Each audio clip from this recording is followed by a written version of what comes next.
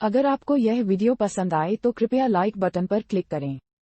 उन फिल्मों के नाम के साथ कमेंट करें जिन्हें आप चाहते हैं कि हम आगे कवर करें।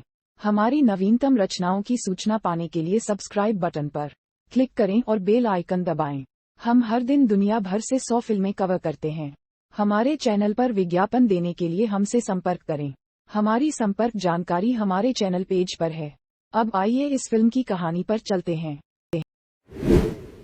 Lorenzo, Shakes, Carcaterra, Tommy Marcano, Michael Sullivan और जॉन रेली 1960 के दशक में हेल्स किचन में रहने वाले बचपन के दोस्त हैं।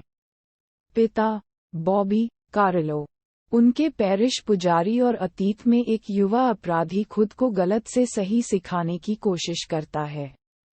वे अभी भी प्रैंक खेलते हैं और स्थानीय गैंगस्टर किंग बेनी के लिए छोटे कामों को चलाना शुरू करते हैं। 1967 की गर्मियों में 4 लड़के एक हॉटडॉग कार्ट चुराते हैं। वे गलती से गाड़ी को मेट्रो की सीढ़ियों के एक सेट के नीचे रोल करते हैं, जिससे बुजुर्ग व्यक्ति को गंभीर रूप से घायल कर दिया जाता है। वे सभी को एक किशोर निरोध केंद्र में समय की सजा सुनाई जाती है, जिसे Wilkinson home for boys in upstate New York में कहा जाता है। शेक को 6 से 12 महीने दिए जाते हैं, जबकि अन्य को 12 से 18 महीने दिए जाते हैं। उनके प्रवास के दौरान वे बार बार यौन शोषण और head guard Sean Nokes, Henry Addison, Ralph Ferguson और एडम स्टाइलर द्वारा यातना के अधीन होते हैं। सुविधा के दौरान वे गार्ड और कैदियों के बीच विल्किंसन के वार्षिक फुटबॉल खेल में भाग लेते हैं। माइकल खेल जीतने में मदद करने के लिए कैदी रिजो रॉबिन्सन को मना लेता है। अपमानित गार्ड लड़कों को हफ्तों तक एकांत कारावास में ले जाते हैं, जहां उन्हें व्यवस्थित रूप से पीटा जाता है। रिजो जीवित नहीं है और उसके परिवार को बताया जाता है कि वह निमोनिया से मर गया था। 1968 के वसंत में विल्किंसन से शेक की रिहाई से कुछ समय पहले वह सुझाव देता है कि लड़कों ने सार्वजनिक रूप से दुर्व्यवहार की रिपोर्ट की। अन्य लोग मना करते हैं। माइकल ने कहा कि कोई भी उन्हें विश्वास नहीं करेगा या देखभाल नहीं करेगा, और वे फिर से इसके बारे में बात करने की कसम खाए। शेक जारी होने से पहले की रात नोक्स और अन्य गार्ड एक विदाई पार्टी की व्यवस्था करते हैं, जिसमें 4 लड़कों के साथ क्रूरता से बलात्कार किया जाता है। 1981 में जॉन और टॉमी, अब आयरिश भीड़ के साथ काम करने वाले करियर अपराधी, अप्रत्याशित रूप से एक नरक के रसोई पब में शॉन नोक्स का सामना करते हैं। जब जॉन और टॉमी ने उसका सामना किया तो वह उन दुर्व्यवहारों को खारिज कर देता है जो उन्होंने उनके माध्यम से डाला था, और वे उसे गवाहों के सामने गोली मारते हैं। माइकल, अब एक सहायक जिला अटॉर्नी, खुद को मामले को सौंपा जाता है। वह गुप्त रूप से अभियोजन पक्ष को बॉट करने का इरादा रखता है और विल्किंसन में गार्ड द्वारा किए गए दुरुपयोग को उजागर करता है। शेक के साथ, जो अब एक रिपोर्टर है, वह जॉन और टॉमी को मुक्त करने और अन्य विल्किंसन एब्यूजर्स पर बदला लेने की योजना बनाता है। लड़कों के बचपन के दोस्त किंग बेनी और कैरोल की मदद से वे गार्ड की पृष्ठभूमि पर माइकल द्वारा संकलित जानकारी का उपयोग करके अपनी योजना को अंजाम देते हैं। उन्हें एक शराबी वकील डैनी स्नाइडर द्वारा मदद की जाती है, जो जॉन और टॉमी का बचाव करता है।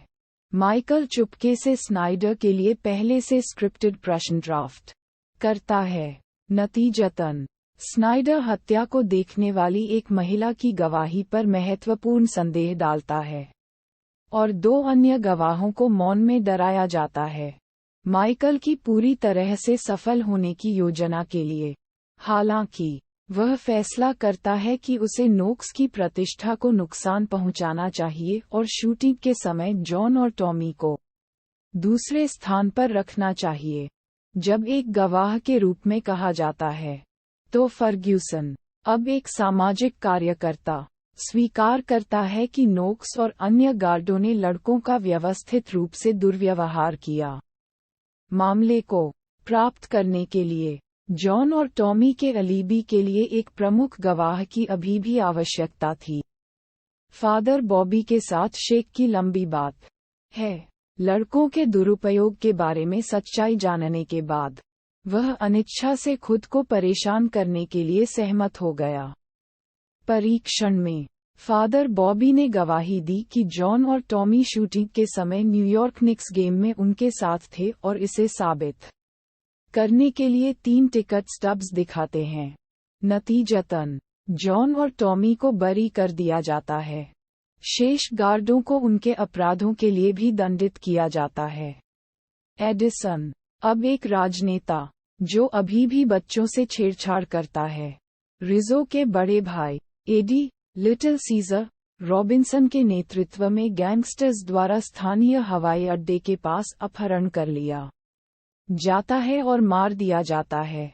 राजा बेनी से स्टाइलर अब एक भ्रष्ट पुलिस अधिकारी, रिश्वत लेने और एक ड्रग डीलर की हत्या के लिए कैद है, और फर्ग्यूसन अपनी नौकरी और परिवार खो देता है और अपने जीवन के बाकी हिस्सों को काम करने वाले मेहनहीन नौकरियों में बिताता है और अपराधबोध के साथ मिटा देता है। बरी होने के बाद माइकल, शेक, जॉन और टॉमी को जश्न मनाने के लिए कैरोल के साथ एक स्थानीय बार में मिलते हैं।